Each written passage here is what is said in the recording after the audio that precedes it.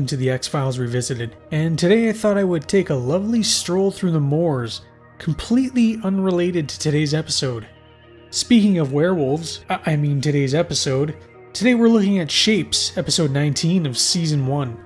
Shapes follows Agents Mulder and Scully as they travel to a native Indian reserve to investigate the murder of a man possibly committed by a creature of native folklore. What the hell was that? The episode begins and it's a dark and stormy night. Father and son, Jim and Lyle Parker, load some weapons as there's something lurking outside making ghastly sounds.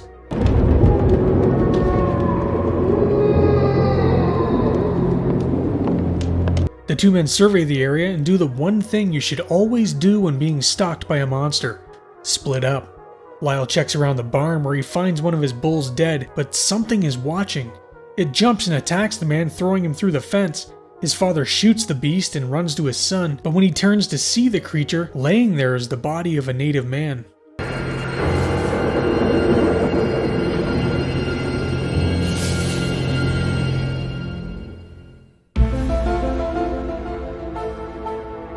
Mulder and Scully are speaking with Jim as he claims innocence of the murder. He claims he never shot a native but some kind of beast that had been killing his cattle. Jim is having a legal dispute with the natives over land rights, so the fact he killed one makes him look kinda suspect to say the least. All I'm saying, it was no kind of animal that I know of. But it damn well didn't seem human neither that night. Take a look at my boy's scars. Mulder checks on Lyle's wound and Jim swears he saw red eyes and fangs when he shot. Jim's sorry for shooting the native boy, but he says if he was the one killing the cattle, as far as he's concerned, that's the end of it. Mulder asks if he can see the corral, so Lyle escorts him outside. Lyle then tells the agents he knows parts of their story doesn't make sense, some things even he doesn't understand. The night animal was more quiet. It was like nature herself was terrified. It gave me the creeps. The creeps? I've lost the bleeps, I've lost the sweeps, and I've lost the creeps. The what? The what? And the what? Scully believes the case to be open and shut, as there is just no way he could have confused the boy with some kind of animal. Scully questions Mulder why he would be so interested in this case, as any agent could have handled it. But poor naive Scully, haven't you learned that not everything is as it seems? And right on cue, Mulder finds tracks in the mud that seem to change from human to animal. Well, there seems to be nothing unexplainable about this case.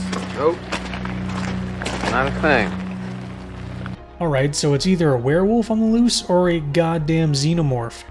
The agents drive to the local reservation to speak with a man named Charlie Toscani to see if they can get a look at the body of the young boy. The agents arrive at the Trago Indian Reservation. Although they seem strange to us, we must respect the ways of the Indian. Hey, how are ya? Hey, how are ya? Hey, how are ya? Hey, how are ya? And they don't exactly get the warmest of reception. Excuse me, we're not from around here. We're looking for Sheriff Toscani. An old native man tells the agents to leave, but Mulder has to be Mulder. How'd you know? I could smell you a mile away. Well, they told me that even though my deodorant's made for a woman, it's strong enough for a man. The old man asks the agents what they're looking for exactly, and just as Scully starts talking about the murdered victim, Mulder cuts her off and brings up whatever it is that can leave human tracks and then suddenly animal tracks. A woman named Gwen Goodensnake gets a little upset as it was her brother that was shot. She says the other natives are all too scared of some ancient folktale, and she's tired of suits coming around always wanting something from them.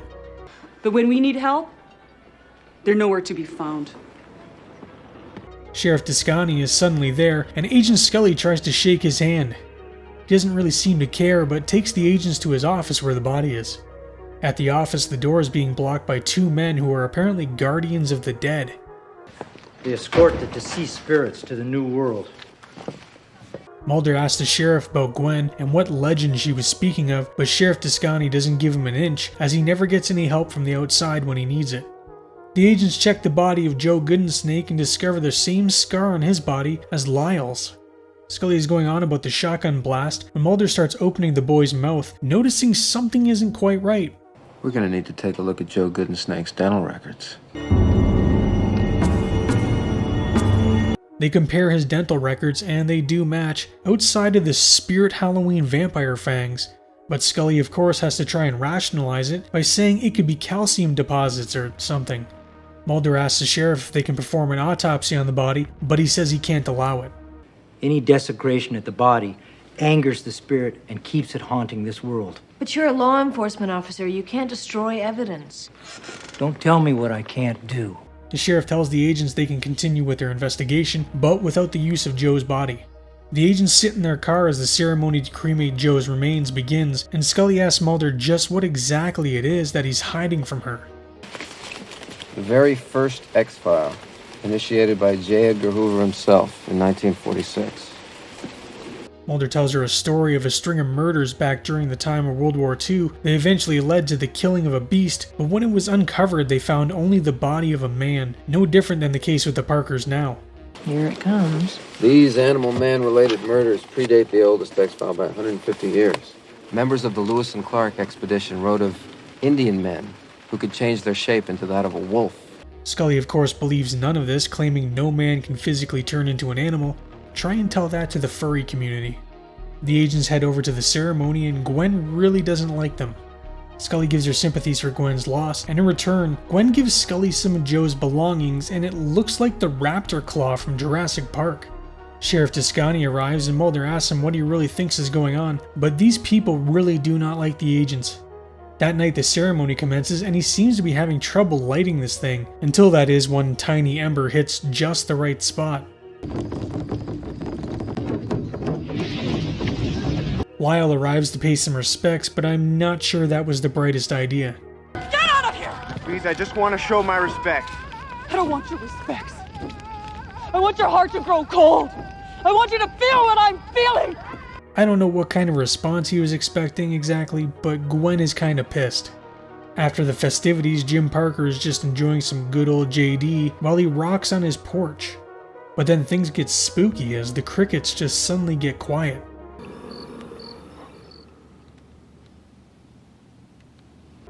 Luckily it was just the wind chimes and not a monster. Hey, maybe Jim will be okay? The way the body's been mutilated, I'd say he's been attacked by a large predator. Alright, maybe not.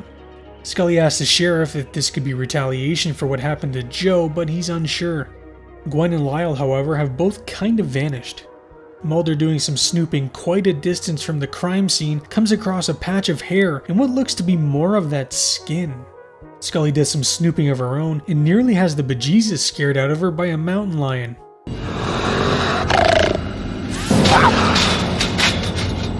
She turns a corner and finds the body of Lyle out in the field. Mulder returns and tells the sheriff it's time they talk, but just then Scully starts shouting for him. She has Lyle and says he's suffering from exposure, so she's going to bring him to the hospital and then question him once he's feeling better. She leaves and then Mulder asks the sheriff just what he's hiding exactly.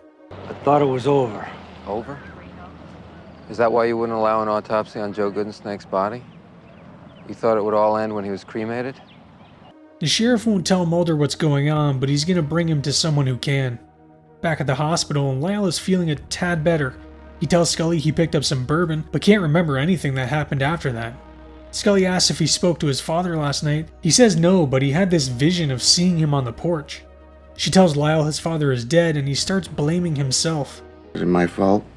By going to the funeral, did it anger them into killing my father? I don't know. Mulder is brought to the elder native man, Ish, and he's starting to warm up to Mulder. I sense you were different, FBI.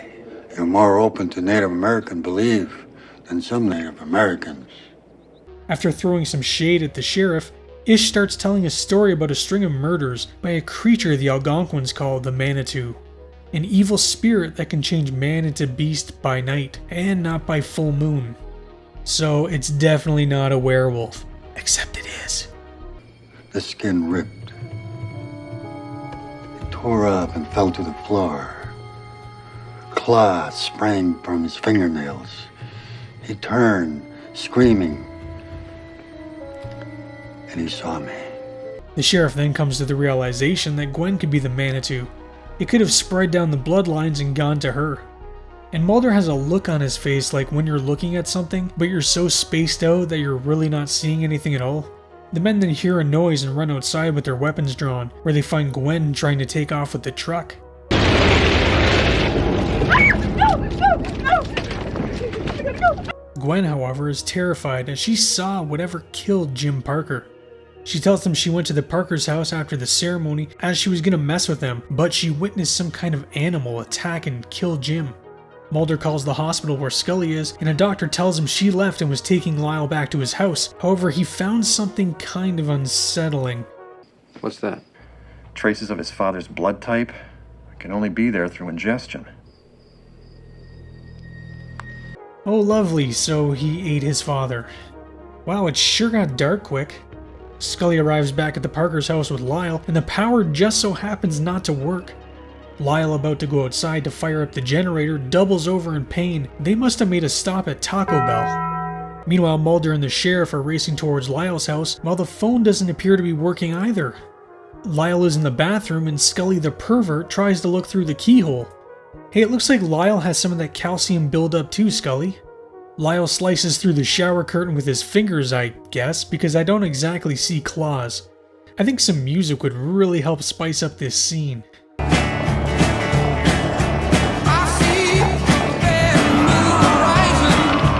Ah, much better. Scully's just about to get her peep on when blammo! Lyle busts through the door. Mulder and the sheriff arrive just in time for all the furry fun. Mulder enters the house and comes across some lovely artwork left behind by Lyle. He finds Scully's flashlight on the ground, but no sign of her. The sheriff, meanwhile, is outside and gets spooked by that same damn mountain lion. Mulder combs the house looking for Scully when a very hairy Robin Williams runs by. I really hope Mulder knows a werewolf's one weakness. Wolfman's got gnar! He gets spooked by the beast and takes it out on a stuffed bear. Mulder turns a corner and nearly takes out Scully in the process. It's okay. I don't know what happened. Something jumped me downstairs and I lost my gun. They enter a room and the beast lunges for them.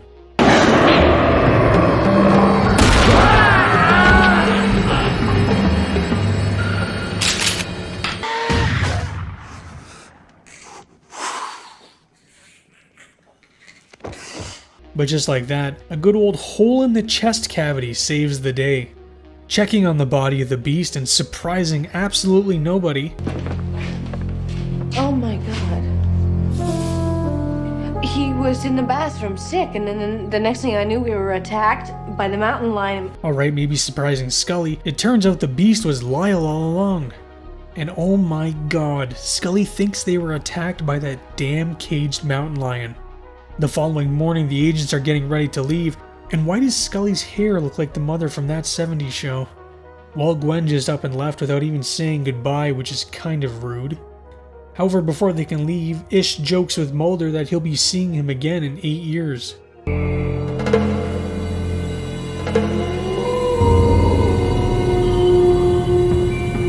And that was Shapes. Now, I love this episode. I know it's kind of generic werewolf stuff, but I love monster movies, so this one is right up my alley. And I don't care what anyone says, this is a werewolf, not a Manitou. Nothing I could find online would suggest this to be a Manitou. I think the writers took a vague Native American legend about a spirit and just combined it with werewolf lore. There's some pretty good effects in this episode too. I love when the fur comes bursting out of Lyle's hand. I think it's really well done. Shapes currently sits at a 7 on IMDb, but for me it's at least an 8. I love a good monster of the week, and this one fits that bill. Shapes' development began when Fox asked for a more conventional monster for the show. They said the masses want a monster, so boom, werewolf. James Wong and Glenn Morgan wanted to write a story about Native American folklore, but sort of conceptualized the Manitou as being somewhat similar to that of a werewolf. They did this to try and gain fans of the genre, however, it is never once called a werewolf in the show. There was a scene that never made it to the final product in which a cow blocks the agent's car. Scully apparently tries waving her arms at the animal and yelling the words baseball glove and leather purse. Michael Horst played the role of Sheriff Descani. He's an American-born actor, and this wasn't the first time he and David Duchovny worked together. They both appeared in the David Lynch-directed show Twin Peaks. Michael got his start in the film The Legend of the Lone Ranger as Tonto, and will probably be best remembered as Deputy Tommy Hill in Twin Peaks. Ty Miller played the role of Lyle Parker. He's an American-born actor who got his start in the TV series Easy Street. He's had some small roles here and there, but nothing too major. He was in both Trancers 4 Jack of Swords and Trancers 5 Sudden Death, so there's that, I guess. His biggest role was in the show Young Riders alongside Stephen Baldwin and Josh Brolin. Shapes, while a fairly generic werewolf story, is enjoyable.